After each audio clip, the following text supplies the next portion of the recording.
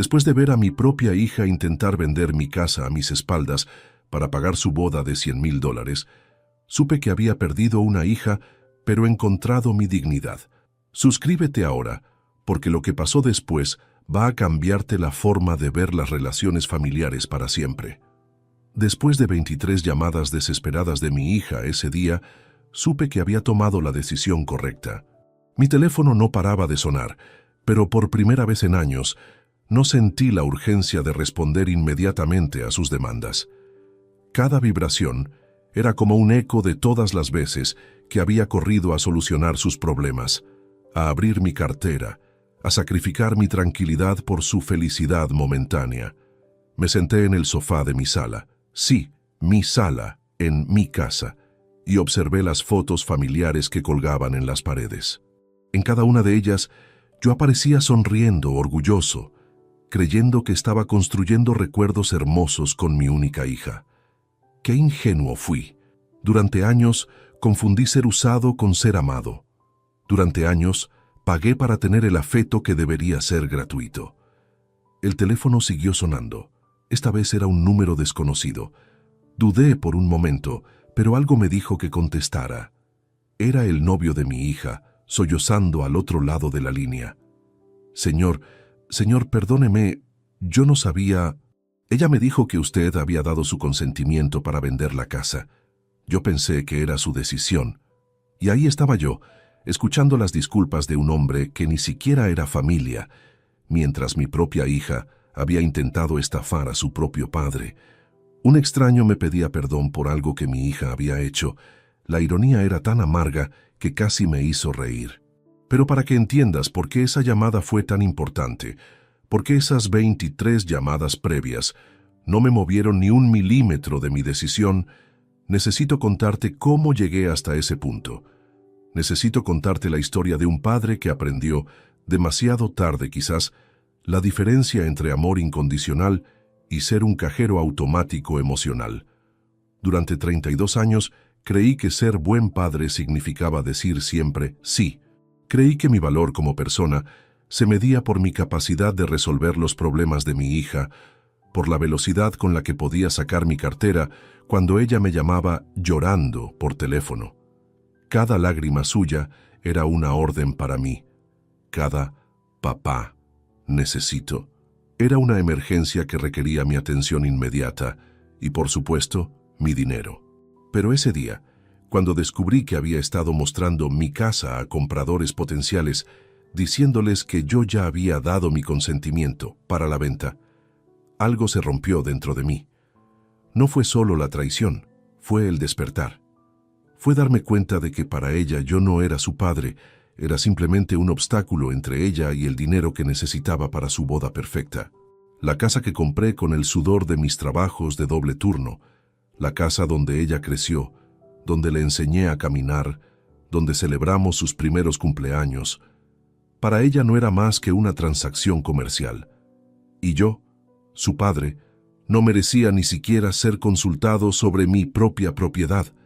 Cuando finalmente la confronté esa mañana, su respuesta me terminó de despertar. Papá, es solo una casa. Puedes comprar otra más pequeña.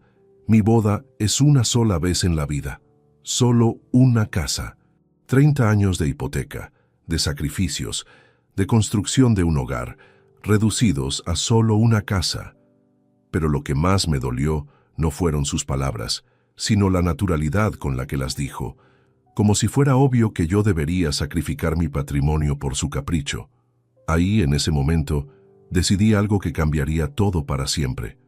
Decidí valorarme a mí mismo tanto como había valorado a ella durante todos estos años. Mi padre siempre me enseñó que la familia venía primero, pero se olvidó de enseñarme que eso debería ser recíproco. Crecí en una casa modesta, donde el sacrificio personal era visto como virtud, donde anteponer las necesidades de otros a las propias era sinónimo de nobleza. Mi madre trabajaba limpiando oficinas hasta altas horas, mientras mi padre manejaba 2 empleos para mantenernos. Ellos fueron mi ejemplo de entrega total, de amor incondicional, traducido en sudor y lágrimas.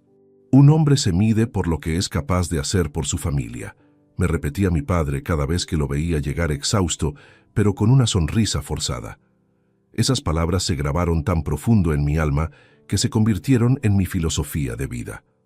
Desgraciadamente, malinterpreté completamente su significado. Durante décadas creí que amar significaba dar sin recibir, que ser buen padre implicaba convertirme en una fuente inagotable de recursos sin esperar reconocimiento. Mis padres se sacrificaron, sí, pero había reciprocidad en su matrimonio. Había gratitud mutua, había respeto. Lo que yo desarrollé con mi hija fue algo completamente diferente. Una relación unilateral donde yo daba y ella tomaba, donde yo me desgastaba y ella crecía más exigente. Cuando mi esposa murió, mi hija tenía apenas 12 años. Me convertí en madre y padre simultáneamente, asumiendo roles que no sabía desempeñar. Cada decisión la tomaba pensando en no fallarle, en compensar la ausencia de su madre, en ser suficiente para dos. Quizás ahí comenzó mi error. Intentar llenar un vacío emocional con provisión material. Recuerdo vívidamente el primer regalo costoso que le compré después del funeral de su madre. Era una bicicleta rosa que había visto en el escaparate de una tienda deportiva. Costaba más de lo que podía permitirme, pero sus ojos se iluminaron de una manera que no había visto desde que perdimos a mi esposa. En ese momento, asocié su felicidad con mi capacidad de proveer cosas caras. Fatal error que marcaría los siguientes 20 años de nuestra relación. Mi educación me había enseñado valores sólidos, trabajo duro, honestidad, responsabilidad, pero nadie me había preparado para criar sola a una hija adolescente en un mundo cada vez más materialista. Cada "no puedo comprarte eso" se sentía como otra pérdida para ella, como si estuviera fallándole nuevamente después de no haber podido salvar a su madre. Los valores que mis padres me inculcaron eran hermosos en teoría: familia, lealtad, generosidad, sacrificio, pero yo los apliqué de manera tóxica, sin límites, sin reciprocidad, sin enseñarle a mi hija que recibir también implica responsabilidades. Mis padres daban, pero también exigían respeto y gratitud. Yo solo daba, esperando que el amor llegara naturalmente como consecuencia. Durante sus años universitarios, trabajé turnos extra para pagar su educación privada, sus viajes de estudio, su apartamento cerca del campus. Cada sacrificio lo hacía con alegría, imaginando el día en que ella se graduara y me agradeciera por haberle dado oportunidades que yo nunca tuve. Pero la graduación llegó, y en lugar de gratitud, recibí nuevas peticiones. Un carro mejor, un viaje a Europa, dinero para el depósito de su primer apartamento independiente. La independencia que yo había financiado completamente. Mi infancia humilde me había enseñado el valor del dinero, pero paradójicamente, esa misma educación me llevó a malcriar económicamente a mi hija. Quería darle todo lo que yo no había tenido, sin darme cuenta de que también le estaba quitando todo lo que sí había tenido: la satisfacción del esfuerzo propio, la gratitud por lo recibido, el respeto por el sacrificio ajeno. Los domingos familiares de mi niñez estaban llenos de conversaciones sobre proyectos conjuntos, metas familiares, apoyo mutuo. En casa de mis padres, todos contribuíamos según nuestras capacidades y todos recibíamos según nuestras necesidades.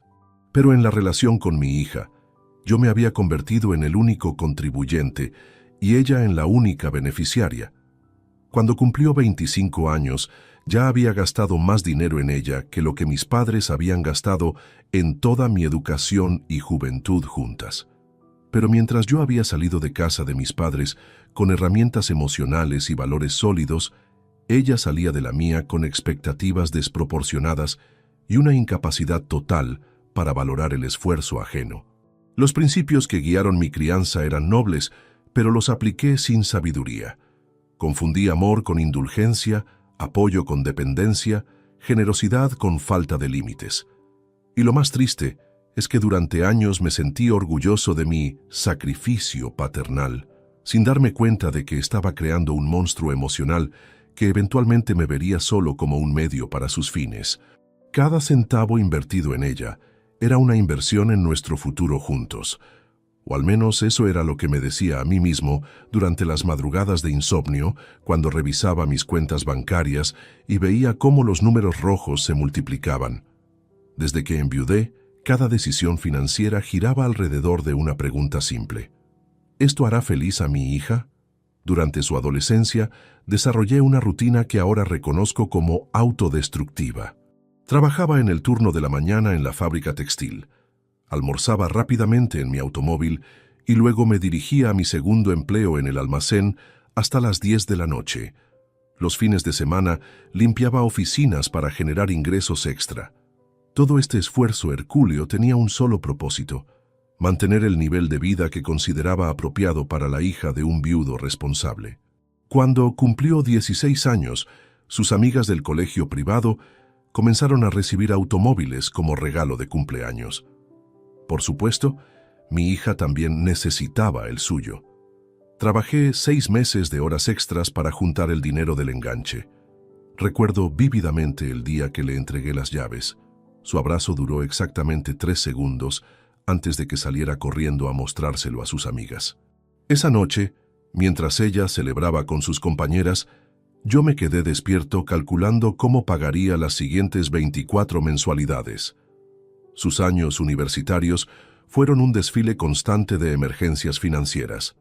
Cada semestre traía nuevos gastos imprevistos: libros especializados que costaban cientos de dólares, proyectos de investigación que requerían equipos sofisticados, viajes académicos que eran absolutamente esenciales para su formación profesional. Nunca cuestioné ninguna de estas peticiones, porque había asociado su éxito académico con mi éxito como padre. Lo que más me duele recordar son las conversaciones telefónicas de esa época. Siempre comenzaban igual: «Papá, ¿cómo estás?», seguido inmediatamente de «necesito que me ayudes con algo urgente». Con el tiempo, dejé de esperar las primeras palabras de cortesía. Sabía que cada llamada venía acompañada de una cifra monetaria específica y una fecha límite inamovible. Durante su último año universitario, me pidió dinero para un viaje de graduación a Europa con sus compañeras de carrera. El costo era equivalente a 3 meses de mi salario. Cuando le expliqué que no podía costear semejante cantidad de una sola vez, su respuesta me dejó helado. «Papá, todas mis amigas van. No puedes hacerme quedar mal así. Saca un préstamo si es necesario». ¿Un préstamo? Para un viaje turístico, para no quedarle mal a sus amigas. Ese día tomé mi primera decisión financiera inteligente en años. Le dije que no. Su reacción fue devastadora. Días de silencio tratamiento, seguidos de llamadas dramáticas donde me acusaba de no amarla lo suficiente, de ser tacaño, de arruinar el momento más importante de su vida académica. Finalmente cedí no al préstamo, pero sí a vaciar mi cuenta de ahorros para emergencias. Mientras ella recorría museos europeos subiendo fotos a sus redes sociales, yo comía fideos instantáneos para cenar y cancelé mi seguro dental para compensar el gasto. Pero cada foto suya sonriendo frente a la Torre Eiffel me hacía sentir que el sacrificio valía la pena. Qué equivocado estaba. Después de la graduación, conseguí un trabajo mejor pagado y pensé que finalmente podríamos estabilizar nuestra situación económica. Error garrafal. Su título universitario no vino acompañado de independencia financiera, sino de expectativas aún más altas. Ahora necesitaba un apartamento apropiado para una profesional, ropa adecuada para el ambiente laboral, un automóvil que proyectara seriedad empresarial. Cada etapa de su vida adulta requería una nueva inversión de mi parte. Cuando comenzó a trabajar, en lugar de contribuir a los gastos familiares, usaba su salario para gastos personales mientras yo seguía cubriendo todas sus necesidades básicas. Su razonamiento era simple: «Papá, apenas estoy comenzando mi carrera. Necesito establecerme primero». Establecerse, aparentemente, significaba vivir como una princesa mientras su padre se desgastaba manteniendo un estilo de vida que ni él mismo podía permitirse. Los pocos intentos que hice de establecer límites financieros fueron recibidos con chantajes emocionales devastadores. Después de todo lo que hemos pasado juntos, ¿ahora me vas a negar tu apoyo? O, mamá nunca me habría dejado pasar por esta situación. Usar la memoria de mi esposa fallecida como arma emocional debería haber sido mi línea roja definitiva, pero incluso esa manipulación la permití. Durante 22 años, construí una dinámica donde mi valor como padre se medía exclusivamente por mi capacidad de proveer. Nunca le enseñé el valor del dinero porque yo mismo había perdido la perspectiva de lo que significaba ganárselo con esfuerzo, cuando lo único que importaba era dárselo a ella sin restricciones.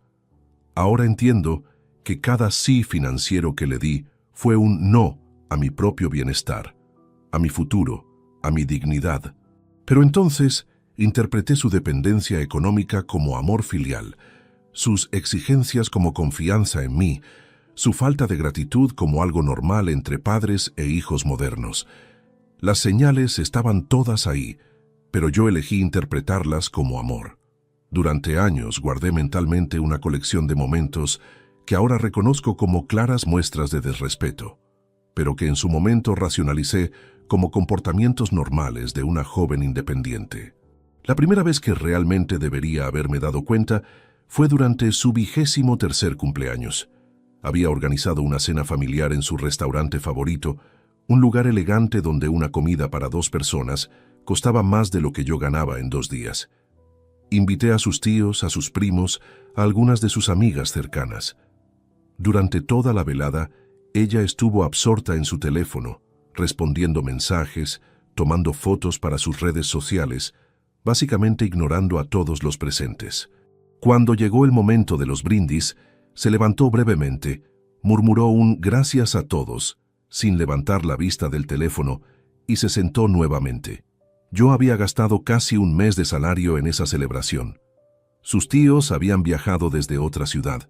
Sus amigas habían cancelado otros planes para estar ahí, pero para ella éramos simplemente el fondo decorativo de sus fotos de cumpleaños.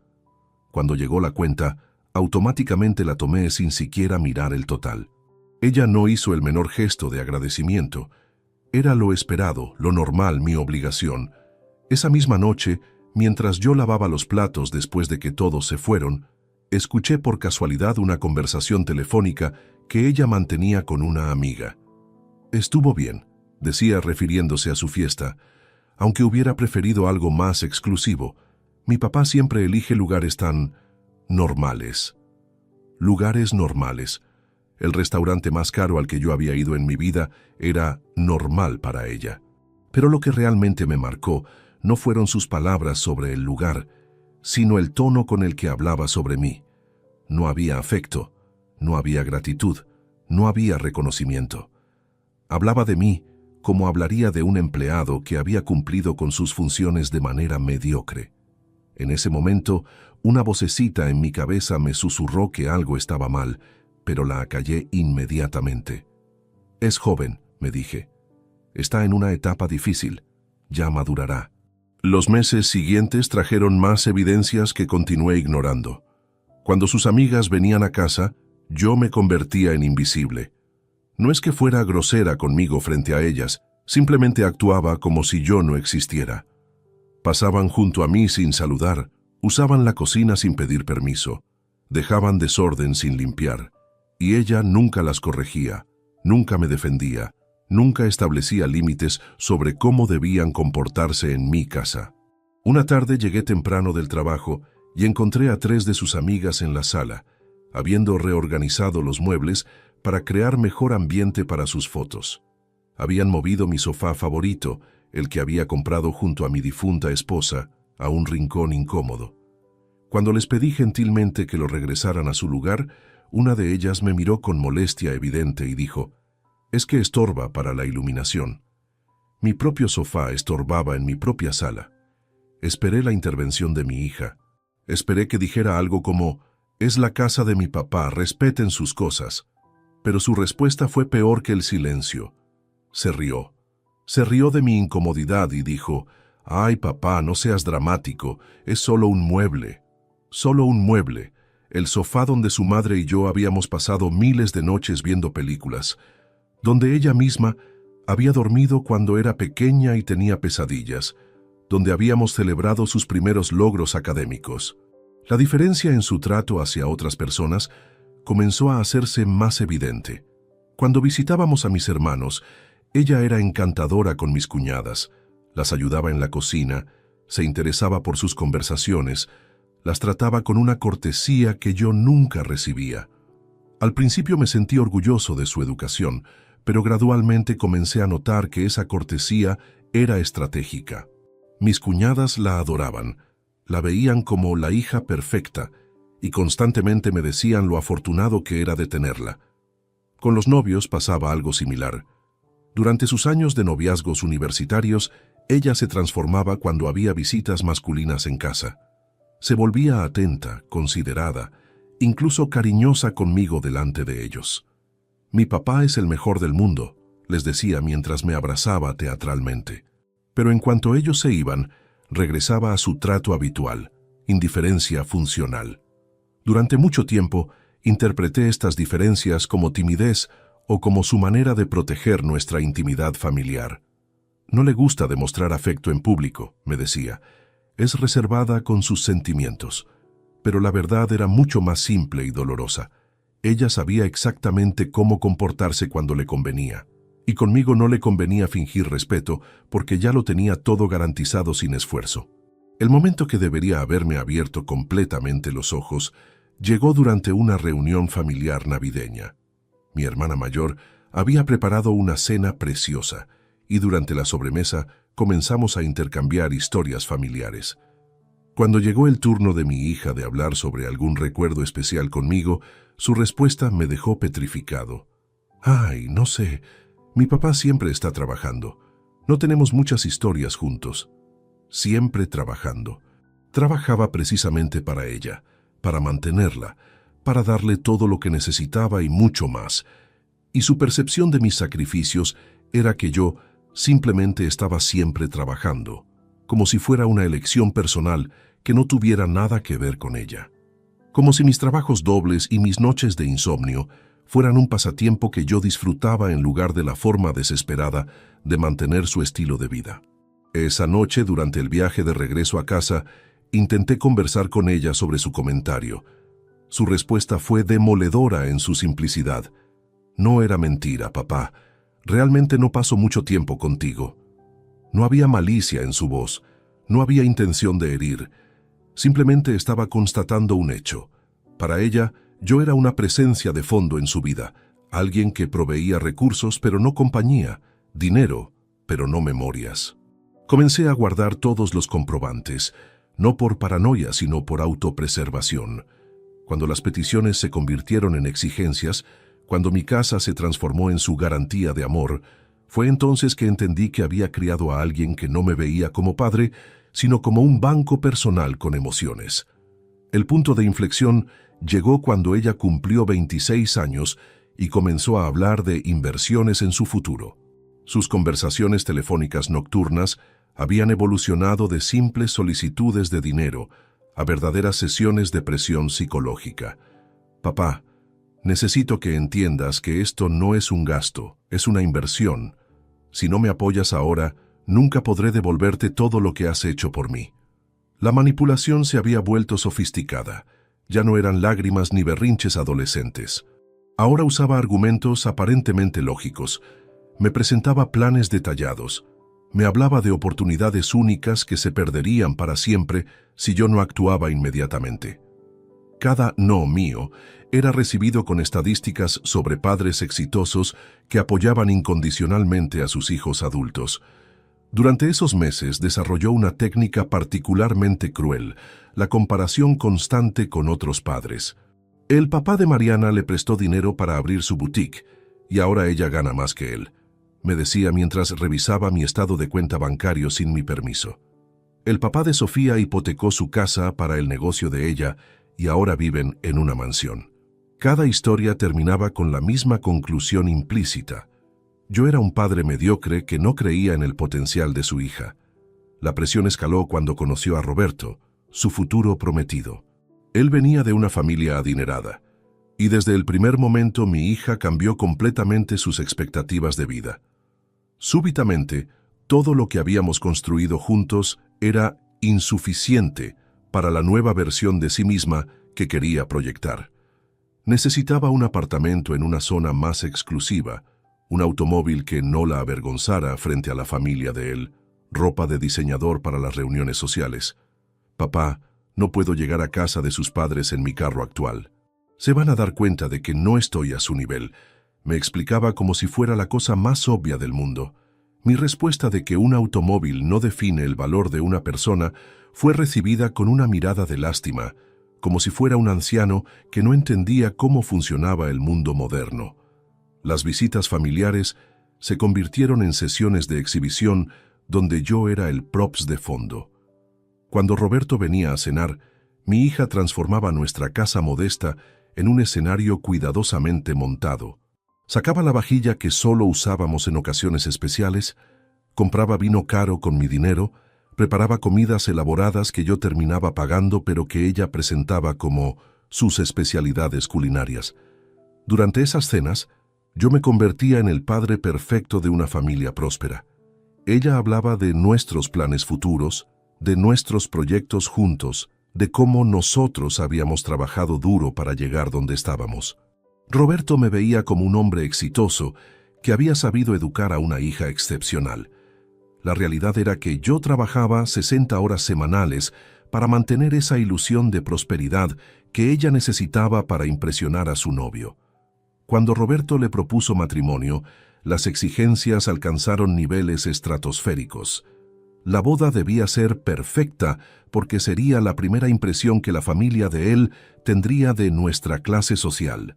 Cada elemento de la ceremonia se convirtió en una negociación donde yo ponía el dinero y ella tomaba las decisiones. Desde el lugar del evento hasta el menú, desde la decoración hasta la música, todo debía aprobar el estándar de la familia de Roberto. «Es tu única hija, papá. Solo te vas a casar una vez», se convirtió en su frase favorita cada vez que yo cuestionaba algún gasto. Cuando le mencioné que el presupuesto ya había superado mis posibilidades, su respuesta fue escalofriante. «Pues entonces, tendremos que ser creativos con las finanzas». Ser creativos significaba hipotecar mi casa.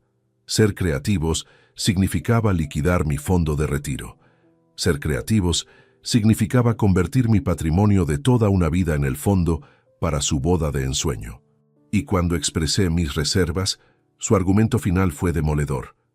«Papá, después de todo lo que hemos invertido en llegar hasta aquí, no puedes echarte para atrás ahora. Sería desperdiciar todos esos años de trabajo. Todos esos años de trabajo. Mi trabajo, mi sudor, mi sacrificio». Pero en su narrativa, había sido una inversión conjunta donde ambos habíamos apostado al mismo futuro. La diferencia era que yo había apostado mi vida entera y ella solo había apostado su capacidad de pedirme más. La manipulación emocional alcanzó su punto más bajo cuando comenzó a usar la memoria de mi esposa como arma. «Mamá habría querido que yo tuviera la boda perfecta», me decía con lágrimas calculadas en los ojos. «Ella siempre soñó con verme casada en una ceremonia hermosa». Usar el recuerdo de mi amor perdido para justificar gastos exorbitantes debería haber sido mi límite absoluto, pero incluso eso lo permití. Durante los meses de preparación para la boda, desarrollé insomnio crónico. Pasaba las noches despierto calculando números, buscando maneras de generar el dinero que ella necesitaba, explorando opciones financieras que comprometían mi futuro. Mientras yo perdía peso y salud por el estrés, ella florecía planificando su día perfecto con mi dinero. El momento en que me di cuenta de que había perdido completamente el control de la situación fue cuando ella llevó a un tasador a evaluar mi casa sin consultármelo. Solo quería saber cuánto podríamos obtener si decidiéramos venderla. Me explicó como si fuera la cosa más natural del mundo. Mi casa, mi hogar, mi único patrimonio, había sido reducido a una cifra en papel para financiar su fantasía matrimonial. Pero yo aún no había comprendido hasta dónde estaba dispuesta a llegar. La propuesta de matrimonio llegó acompañada de una lista. Literalmente una lista impresa con costos detallados, fechas límite y mi nombre asignado a cada rubro como responsable financiero. Roberto había pedido su mano un martes, y el viernes siguiente ella apareció en mi sala con una carpeta que contenía lo que parecía un plan de negocios para la boda más cara de la historia familiar. «Papá, siéntate, necesitamos hablar sobre mi futuro», anunció con una seriedad que no había visto desde que era una niña hablando sobre sus proyectos escolares. Pero esta vez, el proyecto era mi ruina económica disfrazada de celebración familiar. El primer número que vi me quitó el aliento. $100,000. $100,000 para una fiesta de 8 horas. Su presentación fue impecable. Había investigado precios, comparado opciones, incluso había preparado gráficos mostrando el retorno de inversión de una boda elegante versus una ceremonia modest. Según su análisis, una boda costosa era una inversión en networking social, que abriría puertas profesionales para ella y establecería las bases de su nueva vida matrimonial en el estrato social correcto.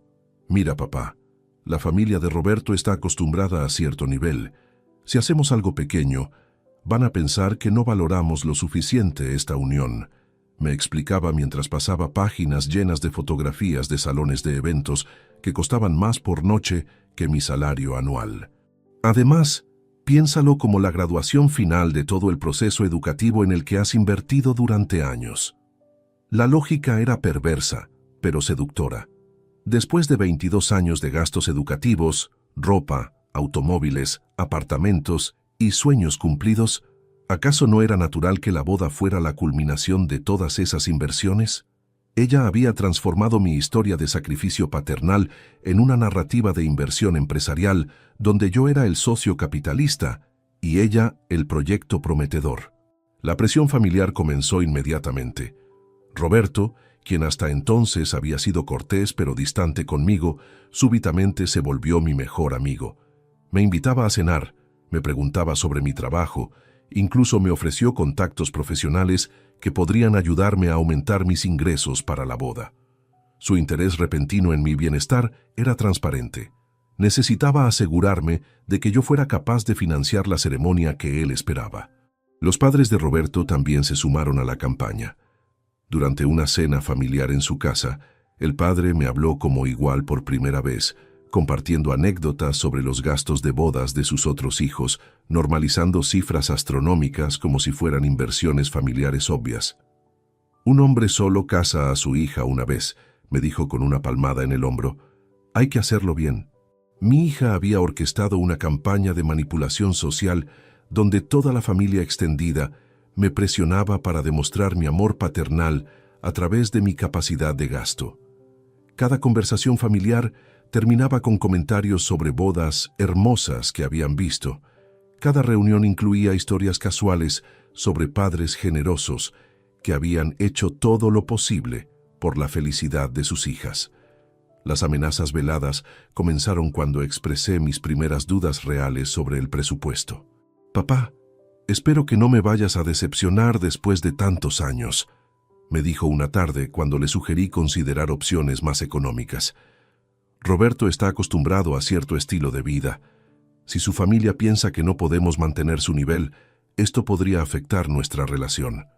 La implicación era clara. Si yo no financiaba adecuadamente su boda, sería responsable de arruinar su matrimonio. Su felicidad matrimonial estaba condicionada a mi capacidad de impresionar económicamente a desconocidos que probablemente olvidarían los detalles de la ceremonia en 6 meses. Cuando intenté hablar con ella sobre alternativas más modestas, su reacción fue devastadora. ¿Alternativas modestas? Papá, ¿acaso te da vergüenza de mí? ¿Acaso no merezco tener una boda hermosa después de todos estos años siendo una hija ejemplar? Hija ejemplar. Esa fue la frase que más me dolió, porque me hizo darme cuenta de que su definición de ser ejemplar no tenía nada que ver con amor, respeto o gratitud, sino con su capacidad de extraer recursos de mí.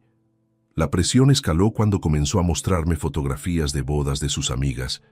«Mira qué hermosa se veía Carla en su ceremonia», decía mientras deslizaba imágenes en su teléfono.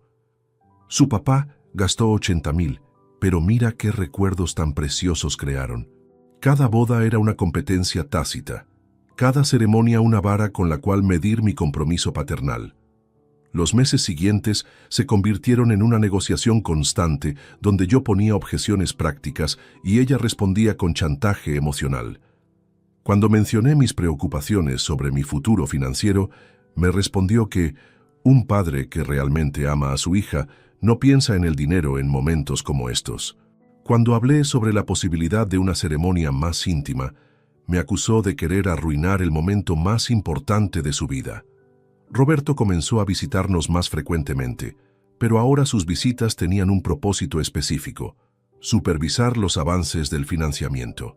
Preguntaba casualmente sobre los preparativos, revisaba las listas de pendientes, incluso ofreció ayuda para encontrar las mejores opciones de financiamiento para un evento de esa magnitud.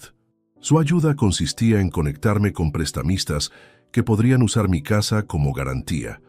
La culminación de esta escalada llegó cuando mi hija me presentó los contratos finales para firmar. Salones de eventos, catering, decoración, fotografía, música, vestidos, flores, transporte. Cada servicio requería mi firma como responsable financiero. Mientras revisaba los documentos, ella se sentó junto a mí con una sonrisa radiante, hablando sobre nuestro gran día, como si yo fuera el que se casaba. «Papá, vas a estar tan orgulloso cuando veas todo listo», me decía mientras yo calculaba mentalmente cuántos años de trabajo me tomaría pagar todo esto. Todos van a saber qué tipo de padre tienes cuando vean esta celebración. El orgullo que ella imaginaba para mí se basaba exclusivamente en mi capacidad de endeudamiento, no en la calidad de nuestra relación ni en su crecimiento como persona. Esa noche, después de firmar el primer lote de contratos, me quedé despierto revisando mi situación financiera real. Las cifras eran aterradoras. Para cumplir con todas las obligaciones que había asumido, tendría que liquidar mis ahorros, hipotecar mi casa y trabajar hasta los 75 años. Todo para una fiesta de 8 horas que impresionaría a personas que no conocía y que no volverían a pensar en nosotros después de esa noche. Pero aún no había visto lo peor que estaba dispuesta a hacer. Los siguientes 8 meses fueron una espiral descendente de peticiones que se multiplicaban como una hidra financiera. Cada vez que lograba cubrir un gasto de la lista, aparecían 3 nuevos detalles indispensables que nadie había mencionado antes. Mi hija se había convertido en una directora de proyecto cuyo único trabajo era encontrar maneras creativas de vaciar mi cuenta bancaria. «Papá, acabo de darme cuenta de que necesitamos contratar un coordinador de bodas», me anunció una mañana mientras yo bebía mi café matutino antes de irme al trabajo. «La organizadora que contraté dice que es imposible manejar todo sin un asistente profesional. Un asistente para la asistente. $15,000 adicionales para supervisar los otros gastos que ya me estaban arruinando». Cada conversación comenzaba con «acabo de darme cuenta», o «resulta que es obligatorio», o «todas las bodas elegantes incluyen esto». Su vocabulario había evolucionado hacia una jerga empresarial donde los gastos exorbitantes sonaban como decisiones lógicas inevitables. «Es que estamos hablando de la imagen de toda la familia», era su respuesta estándar cuando yo cuestionaba cualquier costo. Mi rutina se transformó en algo surreal. Trabajaba 12 horas diarias en la fábrica. Regresaba a casa para encontrar nuevas facturas esperándome en la mesa y pasaba las noches buscando maneras de generar ingresos adicionales. Comencé a vender pertenencias personales, la colección de herramientas de mi padre, el reloj que mi esposa me había regalado por nuestro 10º aniversario. Incluso consideré vender mi automóvil y usar transporte público. Roberto se había mudado prácticamente a nuestra casa durante este periodo, pero no para ayudar con los gastos, sino para supervisar que todo estuviera a la altura de las expectativas familiares. Se sentaba en mi sala, usando mi Wi-Fi, comiendo mi comida, mientras revisaba cotizaciones y aprobaba gastos con mi dinero. Cuando sugerí que él también podría contribuir económicamente, su respuesta fue diplomática pero firme. «En mi familia es tradición que el padre de la novia cubra los gastos ceremoniales». Tradición. Una tradición que ellos habían inventado específicamente para esta ocasión. Mi salud comenzó a deteriorarse visiblemente. El estrés constante me había quitado el apetito. Desarrollé úlceras estomacales y mi presión arterial se disparó a niveles peligrosos. Cuando mi médico me recomendó reducir el estrés laboral, tuve que explicarle que no podía permitirme trabajar menos horas porque tenía compromisos financieros que cumplir. Su expresión de preocupación me hizo reflexionar sobre lo absurdo de mi situación. Estaba literalmente matándome para pagar una fiesta. Las negativas se volvieron más difíciles de sostener porque mi hija había perfeccionado el arte de la manipulación emocional. «Papá, si no podemos hacer esto bien, prefiero cancelar todo y casarme por el civil», me decía con lágrimas perfectamente calculadas. «No quiero que la familia de Roberto piense que somos pobres». La amenaza de cancelación era su arma nuclear. Después de haber invertido tanto dinero, ¿acaso podía permitir que todo fuera en vano? Roberto desarrolló su propia estrategia de presión. Comenzó a hablarme sobre oportunidades de negocio que podrían ayudarme a recuperar la inversión después de la boda. Planes vagos sobre inversiones inmobiliarias, sociedades comerciales, proyectos que sonaban prometedores pero que requerían capital inicial que yo no tenía. Sus ofertas de sociedad futura eran la zanahoria que acompañaba el garrote de los gastos presentes. Los fines de semana se convirtieron en maratones de pruebas y decisiones donde yo era el único consultado para aprobar gastos, nunca para opinar sobre gustos o preferencias. ¿Te gusta más este centro de mesa o este otro?, me preguntaba mi hija, mostrándome opciones que diferían en precio por $1000, pero que para mí lucían idénticas. Mi función era ser un sello de aprobación financiera, no un padre con opiniones válidas.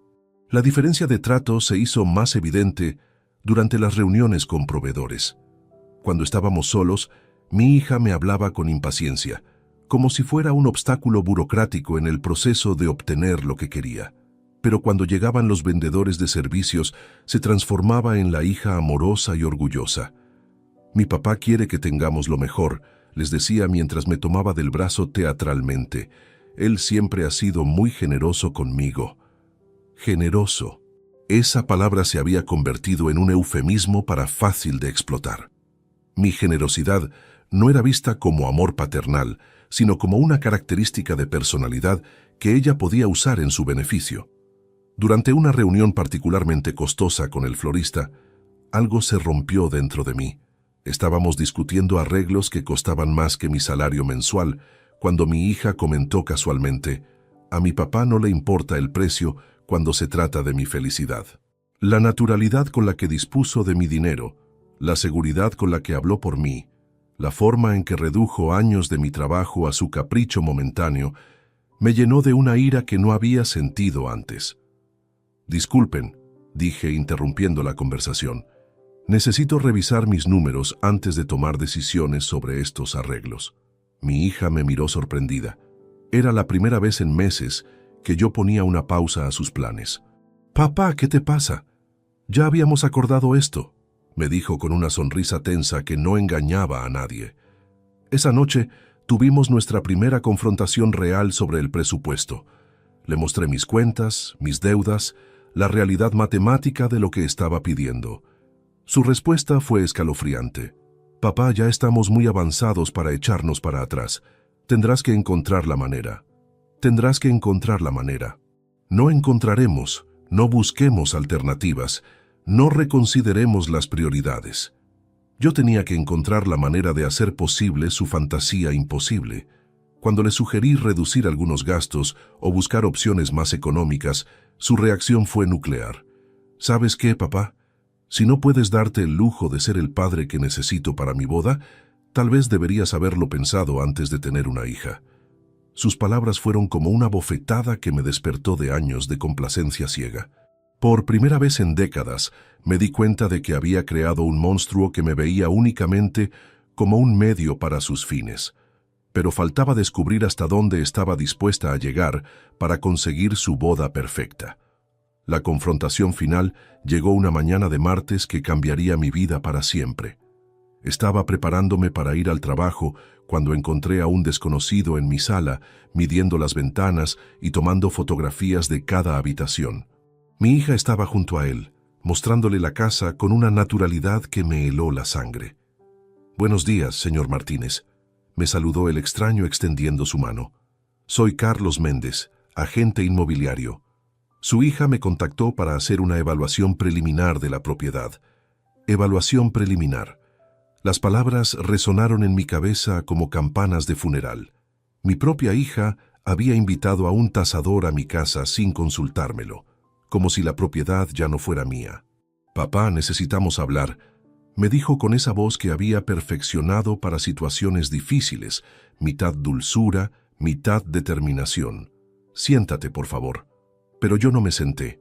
Me quedé de pie junto a la puerta, sintiendo como si fuera un intruso en mi propio hogar, mientras el agente inmobiliario continuaba tomando notas sobre mi casa. «Papá, he estado pensando en soluciones creativas para el tema del presupuesto», comenzó con un tono profesional que me resultó más aterrador que si hubiera gritado. «La casa está evaluada en aproximadamente $200,000. Si la vendemos, podemos comprar algo más pequeño en las afueras y usar la diferencia para la boda y para darte un capital inicial para el retiro». Capital inicial para el retiro. Había convertido mi desplazamiento forzoso de mi hogar en un plan de jubilación que yo supuestamente necesitaba. La manipulación había alcanzado niveles de sofisticación psicológica que me dejaron sin palabras durante varios minutos eternos.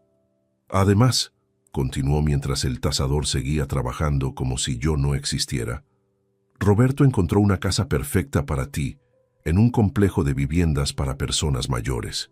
Tiene servicios incluidos, mantenimiento gratuito, y está cerca del centro comercial donde podrías conseguir un trabajo menos demandante físicamente. Un trabajo menos demandante. Una casa para personas mayores». Mi hija había planificado no solo vender mi hogar, sino también rediseñar completamente mi vida futura para acomodar su boda de $100,000.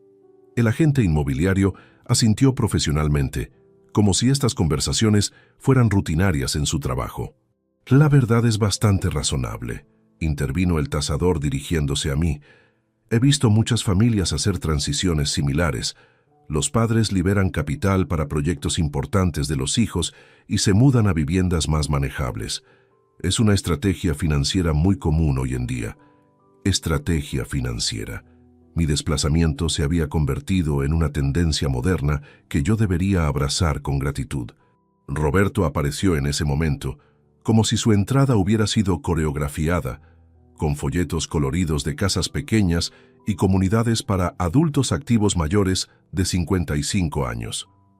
«Don Manuel, mire qué opciones tan interesantes encontramos», me dijo extendiéndome los folletos con una sonrisa que pretendía ser tranquilizadora. «Estas comunidades están diseñadas específicamente para personas en su etapa de vida, sin preocupaciones de mantenimiento, actividades sociales organizadas, seguridad las 24 horas. Su etapa de vida. A los 58 años, según ellos, mi etapa de vida ya no incluía ser dueño de mi propia casa ni tener control sobre mis decisiones financieras. Era el momento de downsizing para facilitar los sueños de la nueva generación.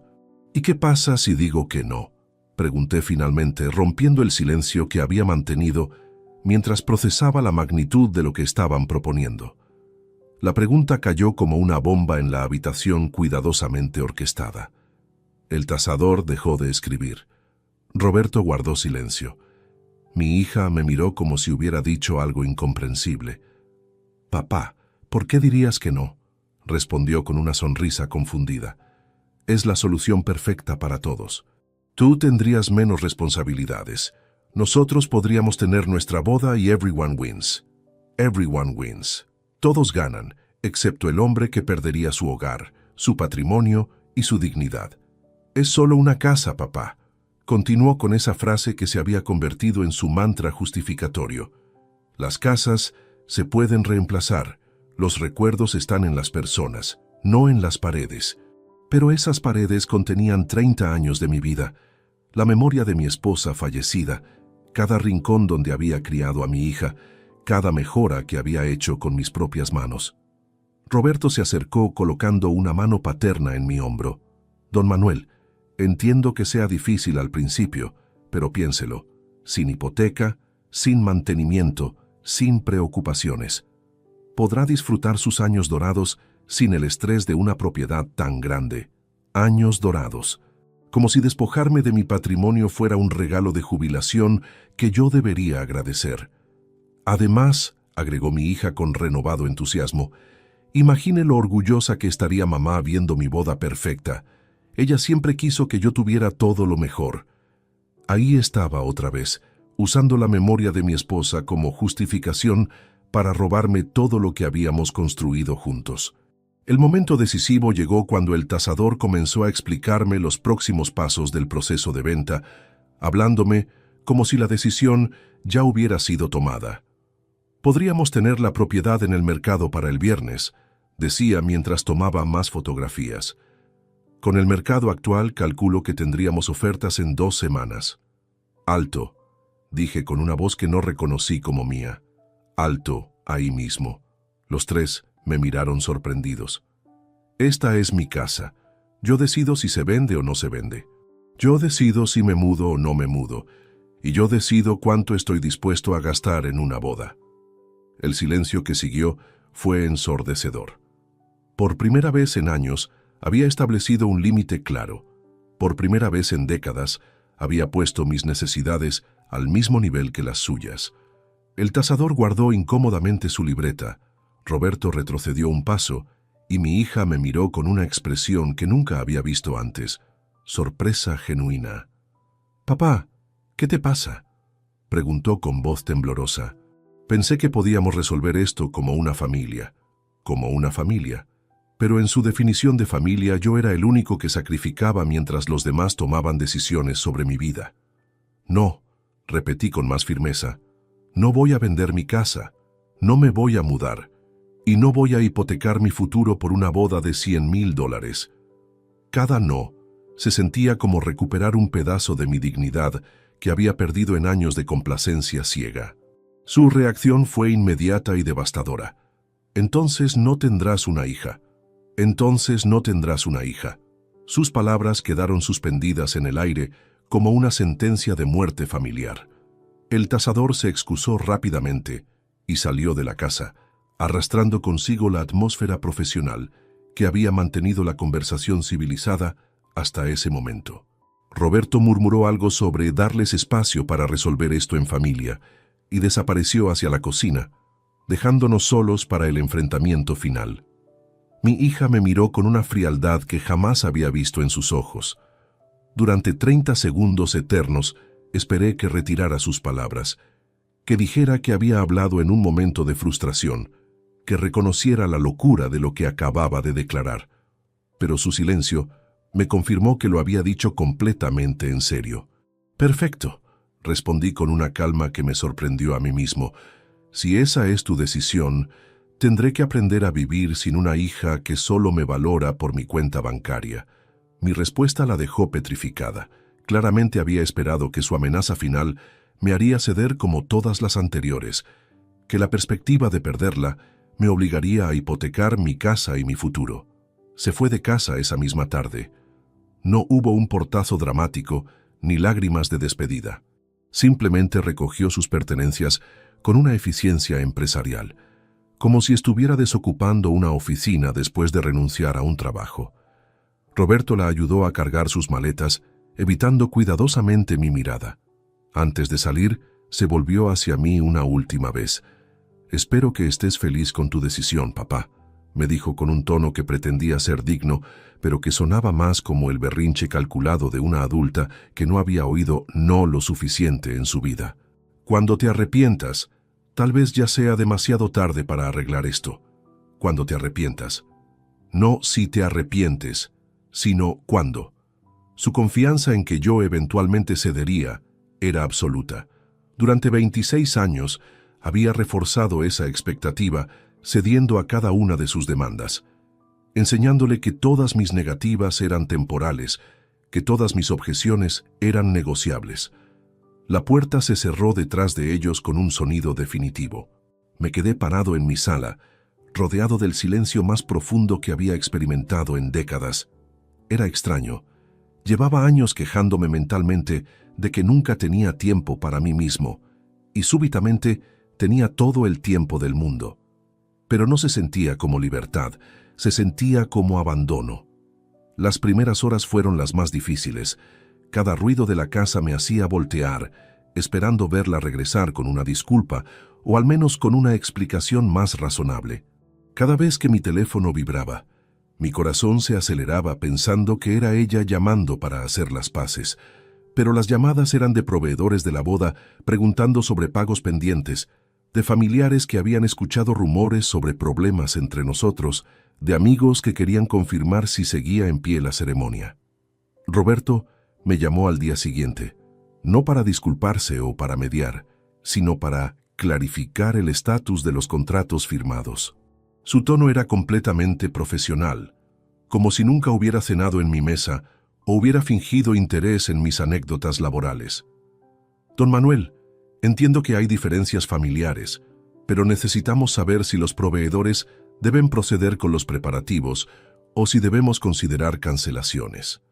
Cancelen todo, le respondí sin vacilar. Yo no voy a pagar por una boda a la que aparentemente no estoy invitado. Su silencio al otro lado de la línea me confirmó que habían esperado una respuesta diferente.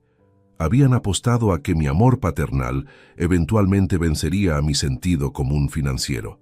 Los siguientes días trajeron una cascada de cancelaciones que me costó una fortuna en penalizaciones contractuales.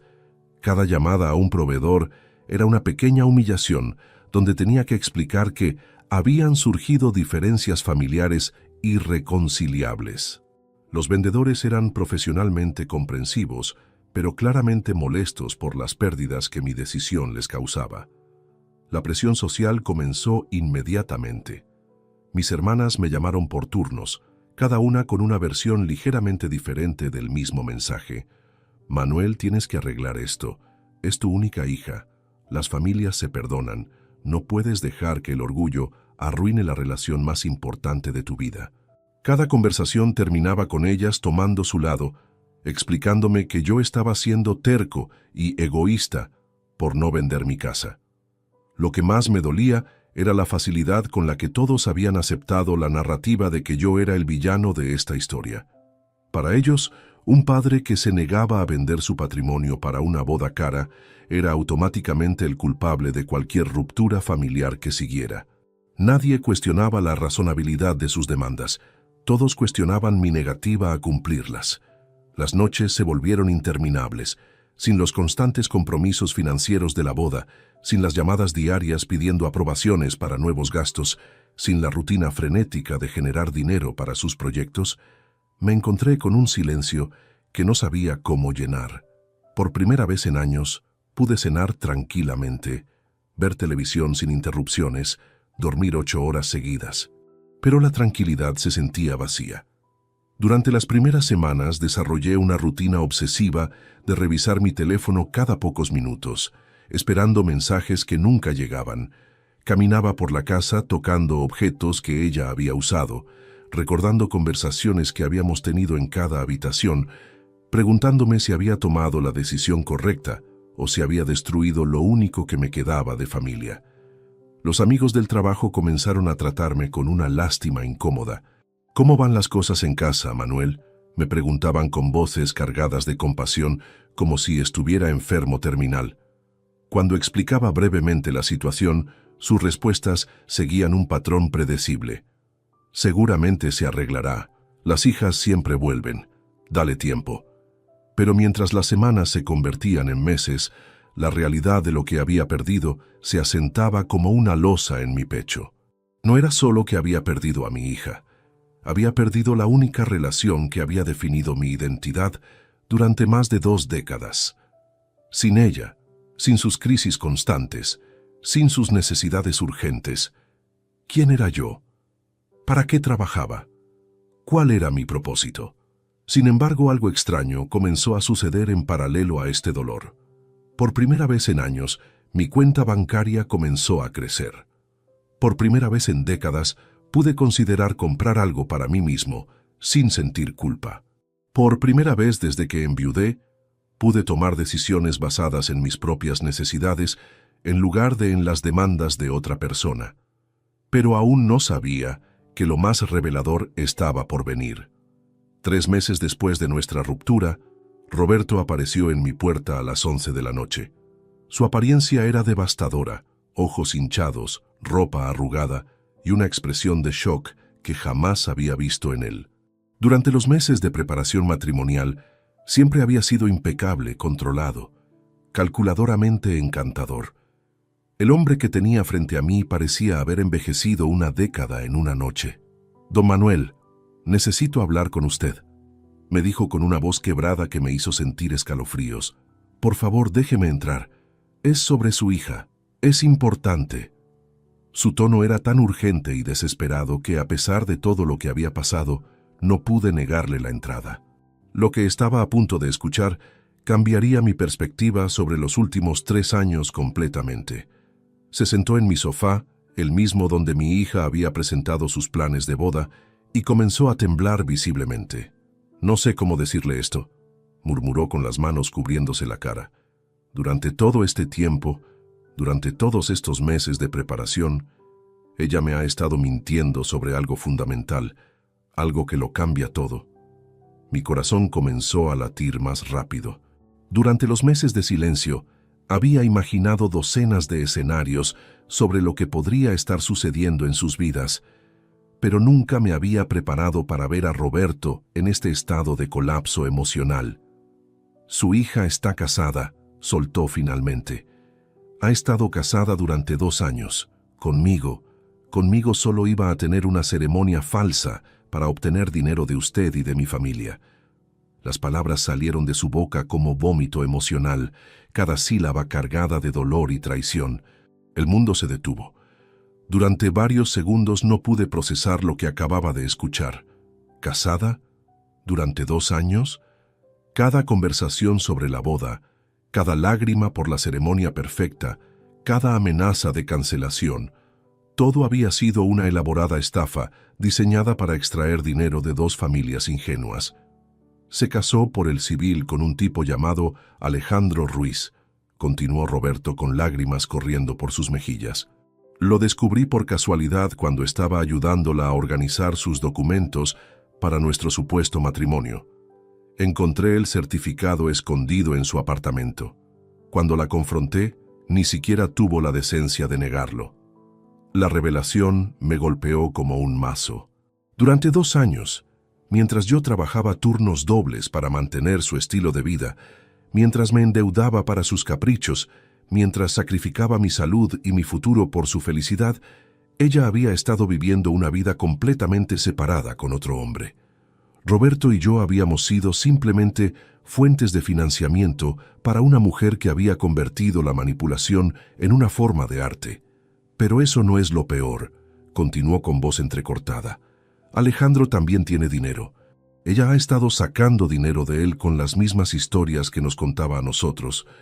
Le dice que necesita ayuda para cuidar a su padre enfermo, que tiene emergencias médicas familiares, que está ahorrando para comprar una casa donde podamos vivir juntos cuando nos casemos oficialmente.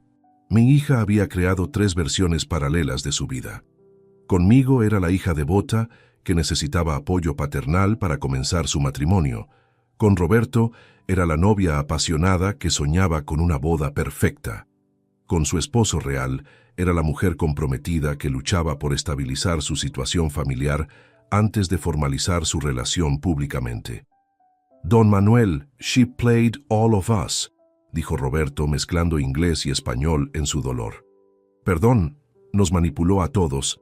Durante meses pensé que usted era egoísta por no querer vender su casa. Pensé que no entendía lo importante que era esta boda para su propia hija. Pero ahora entiendo que usted fue el único lo suficientemente inteligente para poner límites». La ironía era amarga como la hiel. Durante meses me había torturado pensando que había sido un mal padre, que había puesto mis necesidades financieras antes que la felicidad de mi hija. Resulta que había sido el único lo suficientemente sabio para detectar que algo no cuadraba en toda esa historia. ¿Cómo lo descubriste?, le pregunté cuando finalmente pude articular palabras coherentes. Mi curiosidad no era solo morbosa. Necesitaba entender la magnitud de la traición que había estado viviendo sin saberlo. Su teléfono, respondió secándose las lágrimas con la manga de su camisa. Ayer por la noche sonó mientras ella estaba en la ducha. La pantalla mostraba mi amor y pensé que era un mensaje para mí. Cuando lo abrí para responder, vi toda una conversación con Alejandro planificando un viaje romántico para celebrar su segundo aniversario de bodas. Fecha exacta: hace 2 años y 3 meses. La planificación de todo esto era escalofriante. Durante el tiempo que ella me había estado presionando para gastos de boda, había estado celebrando aniversarios matrimoniales con otro hombre. Cada lágrima derramada en mi sala por la boda de sus sueños había sido una actuación Academy Award worthy para mantener el flujo de dinero. Hay más, continuó Roberto con una risa amarga que sonaba más como un sollozo. Encontré recibos.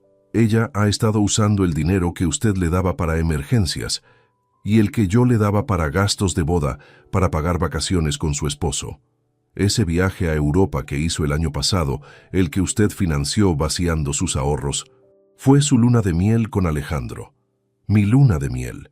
El dinero que yo había ahorrado durante años trabajando horas extra, el fondo de emergencias que había cancelado mi seguro dental para proteger, había financiado la luna de miel de mi hija con un hombre cuya existencia desconocía por completo.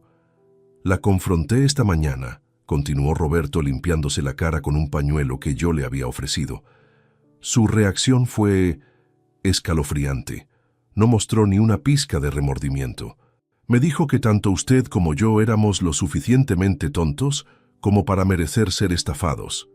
Que si éramos tan fáciles de manipular, ella tenía derecho a aprovecharse de nuestra estupidez emocional. Estupidez emocional. Esas fueron las palabras que usó para describir el amor paternal y el amor romántico que había explotado sistemáticamente durante años. Roberto y yo no habíamos sido víctimas de circunstancias.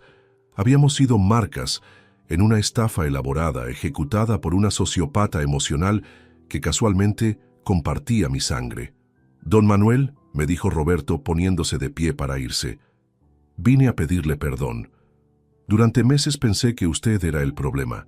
Ahora entiendo que usted fue el único que vio la situación claramente. Su instinto sobre vender la casa. Usted sabía que algo estaba mal, ¿verdad?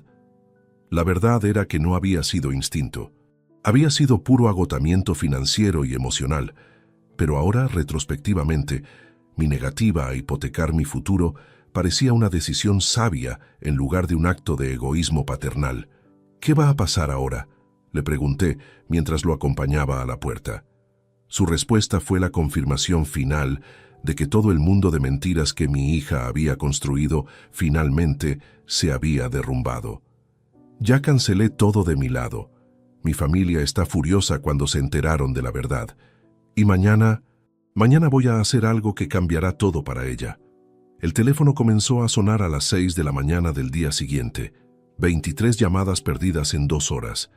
Mi hija había despertado a un mundo donde sus 3 fuentes de ingresos habían desaparecido simultáneamente, y el pánico en su voz era palpable desde el primer mensaje que dejó en mi contestadora automática.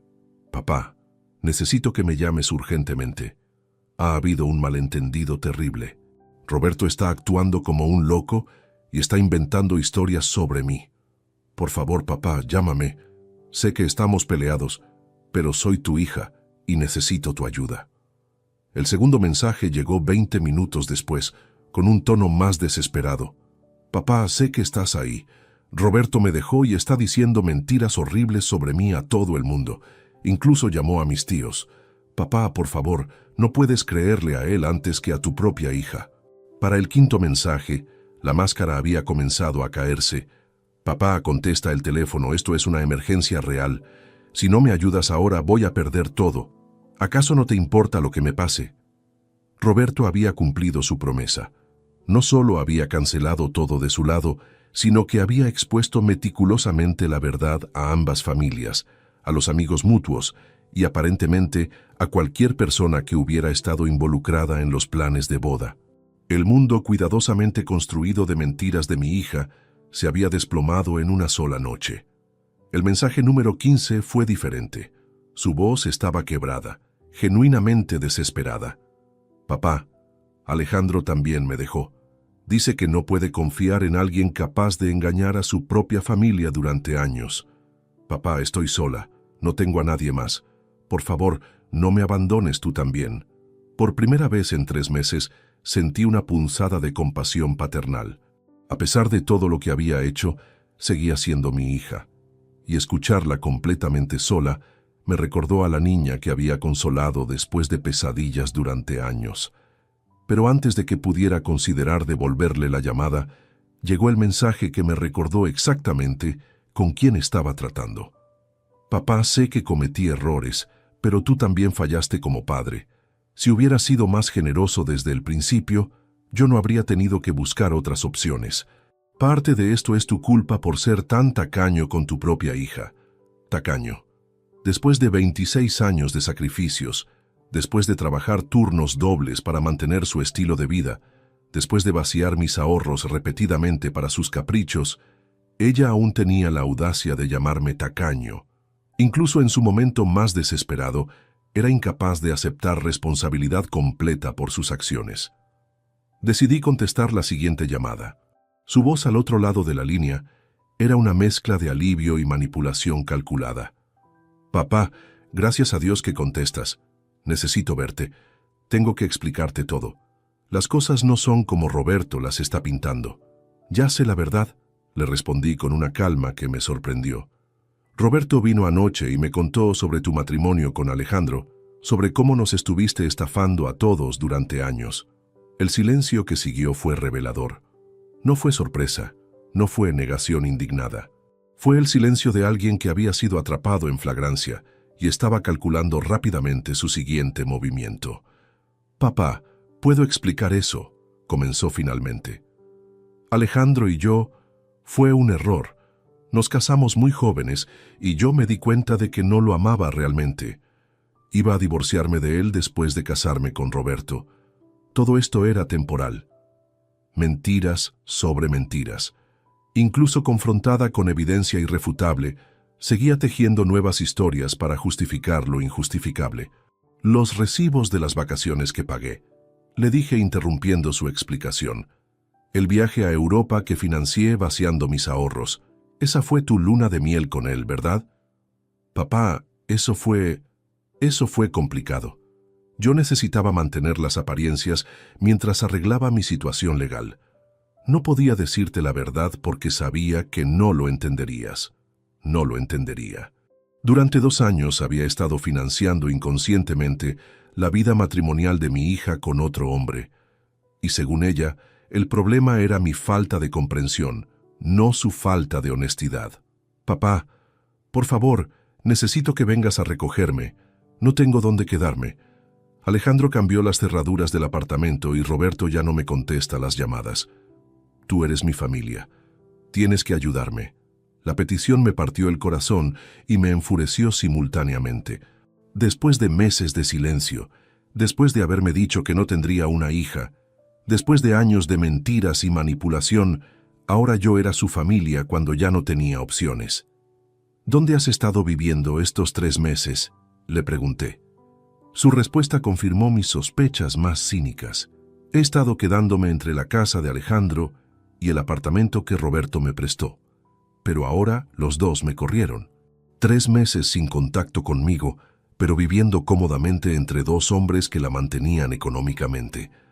Su soledad y su abandono habían sido tan fabricados como todo lo demás en su vida. Papá, sé que cometí errores, pero he aprendido la lección. Si me das una oportunidad, puedo demostrar que he cambiado. Solo necesito un lugar donde quedarme mientras arreglo mi vida. Un lugar donde quedarse. No una disculpa genuina, no reconocimiento del daño que había causado, no un plan para enmendarlo. Solo otra petición de recursos, esta vez disfrazada de arrepentimiento y crecimiento personal. No, le respondí. No voy a recogerte. No vas a quedarte en mi casa, y no voy a financiar otro capítulo de tu vida mientras figuras cómo manipular a la siguiente persona que se cruce en tu camino. Su reacción fue inmediata y reveladora. ¿Cómo puedes ser tan cruel con tu propia hija? Estoy en la calle. ¿Acaso quieres que termine durmiendo en la calle? Cruel. El padre que había trabajado incansablemente durante 26 años para darle todo lo que quería era cruel por finalmente establecer límites. La mujer que había estafado sistemáticamente a su familia durante años se veía a sí misma como la víctima en esta situación. «Tienes 26 años», le respondí. «Tienes educación universitaria que yo pagué. Tienes experiencia laboral. Tienes la capacidad de cuidarte a ti misma si dejas de buscar a quién explotar para que lo haga por ti». «Eres mi padre», gritó con una desesperación que habría funcionado hace 6 meses. «Se supone que tienes que amarme incondicionalmente». «Te amo», le respondí con una tristeza profunda. «Pero el amor no significa permitir que me uses como cajero automático emocional para el resto de mi vida. El amor también significa establecer límites para que puedas aprender a ser una persona decente». La llamada terminó con ella colgándome furiosamente. Pero por primera vez en años, no sentí la urgencia de llamarla de vuelta, de disculparme, de ceder. Había visto finalmente la extensión completa de lo que había creado, y sabía que rescatarla una vez más solo perpetuaría el ciclo. Las siguientes llamadas fueron menos frecuentes pero más venenosas. Cuando las súplicas no funcionaron, regresó a las amenazas y los insultos, pero ya no tenían poder sobre mí. Había visto detrás de la cortina, y lo que había encontrado ahí me había liberado para siempre. 6 meses después de la última llamada de mi hija, abrí los ojos una mañana de domingo, y por primera vez en décadas no revisé el teléfono. El silencio del aparato ya no dolía. Se había vuelto un aliado, un recordatorio de que mi vida volvía a ser mía. Comencé la sanación con algo sencillo: pintar las paredes que habían presenciado tantas discusiones. El rodillo subía y bajaba como un mantra silencioso, cubriendo manchas y memorias tóxicas con un azul claro que me recordaba el cielo de la infancia. Cada pincelada era una afirmación: esta casa sigue siendo mi hogar y yo sigo siendo su dueño. Después vino la parte interna. Me inscribí en un grupo de apoyo para padres codependientes, donde aprendí que el amor sin límites es una forma de autodestrucción lenta. Allí descubrí la diferencia entre ayudar y habilitar. Lloré escuchando historias que se parecían a la mía, y sonreí cuando comprendí que aún podía cambiar el final del relato. Con la terapia llegaron los nuevos hábitos. Dejé el turno nocturno en la fábrica y acepté un puesto de medio tiempo en la biblioteca municipal.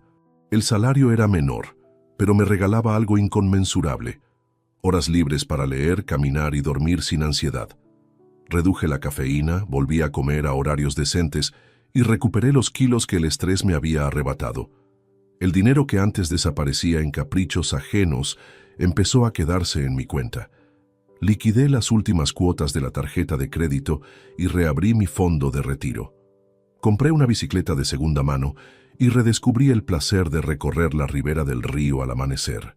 Durante esas pedaladas matutinas, entendí que la soledad puede ser una amiga que te acompaña en silencio, no un castigo. También aparecieron nuevas personas. Marta, la encargada de eventos culturales de la biblioteca, me invitó a un taller de escritura autobiográfica. Al principio dudé. Contar mi historia en voz alta parecía una repetición dolorosa. Sin embargo, al plasmar mis recuerdos sobre el papel, los vi con otra perspectiva. Ya no eran pruebas de fracaso, sino capítulos de aprendizaje. Marta y yo comenzamos a almorzar juntos los jueves. Nuestras conversaciones giraban alrededor de libros, recetas caseras y música. Por primera vez en mucho tiempo, alguien se interesaba en quién era yo, no en lo que podía ofrecer. La relación con mi familia extensa también mutó. Mis hermanas tardaron en comprender mi postura, pero finalmente aceptaron que sus consejos bien intencionados me habían empujado a mantener un ciclo dañino. Ahora nuestras reuniones son simples, sin ostentación ni comentarios sobre dinero. Jugamos cartas, preparamos comida sencilla y hablamos de nuestras preocupaciones reales, no de apariencias. ¿Y mi hija? Recibí 2 correos electrónicos breves después de aquel último estallido telefónico. En el primero justificaba de nuevo sus actos. En el segundo pedía un préstamo para empezar de cero. Respondí con firmeza y respeto. Estoy dispuesto a conversar cuando desees asumir la responsabilidad completa de tus acciones y trabajar por tu cuenta. Hasta entonces, no habrá apoyo económico. No volvió a escribir, pero en cada aniversario y cumpleaños le envío una postal con 4 palabras. Aquí sigo con amor. No agrego dinero ni reproches. El resto le corresponde a ella. Perdonarla no significó recibirla de vuelta ni olvidar lo ocurrido. Significó soltar la rabia para que no gobernara mis días. El perdón fue un acto privado, un susurro interior. Te libero, me libero. Los límites, en cambio, son públicos y firmes. Nadie cruza la puerta de mi casa sin respeto. Nadie firma contratos con mi nombre. Nadie decide sobre mi futuro excepto yo. Hoy puedo decir que comprendo la diferencia entre soledad y plenitud. La soledad es ausencia de voces. La plenitud es presencia de autoestima. Disfruto mis domingos leyendo en el porche. Escucho vinilos que había guardado desde mi juventud y cocino las recetas que mi esposa y yo inventábamos cuando recién nos casamos. A veces la nostalgia me roza, pero ya no me derriba. Me recuerda que amé, que perdí y que sigo vivo. Marta y yo organizamos un club de lectura para adultos mayores. Cada martes, 10 vecinos se reúnen en la biblioteca para compartir páginas subrayadas y tazas de té. Al verlos reír, entiendo que las relaciones basadas en respeto mutuo valen infinitamente más que cualquier celebración grandiosa. He aprendido que la dignidad personal no se negocia, que el amor propio es el cimiento sobre el cual se edifican vínculos sanos. Dentro de la vieja cómoda de roble, conservo los recibos que antes acumulaba por miedo a ser acusado de mezquino. Ya no los necesito, pero los guardo como recordatorio, el precio que pagué por confundir cariño con complacencia. Cuando algún padre del grupo de apoyo duda en decir no a un hijo, llevo uno de esos papeles y lo despliego sobre la mesa. No hace falta explicar nada. La cifra y la cara de alivio en mi presente cuentan la historia completa. Dicen que la sangre es más espesa que el agua. Yo respondo que el respeto es más vital que ambos. Si algún día mi hija toca la puerta dispuesta a dialogar como adulta, la recibiré con los brazos y los ojos bien abiertos. Pero llegará sabiendo que su padre ya no se anula para merecer cariño. Mientras tanto, la vida continúa, tranquila, honesta, mía. Si esta historia te tocó, dime qué parte te impactó más en los comentarios. No olvides suscribirte al canal, dejar tu like y compartirla con quienes necesiten escucharla.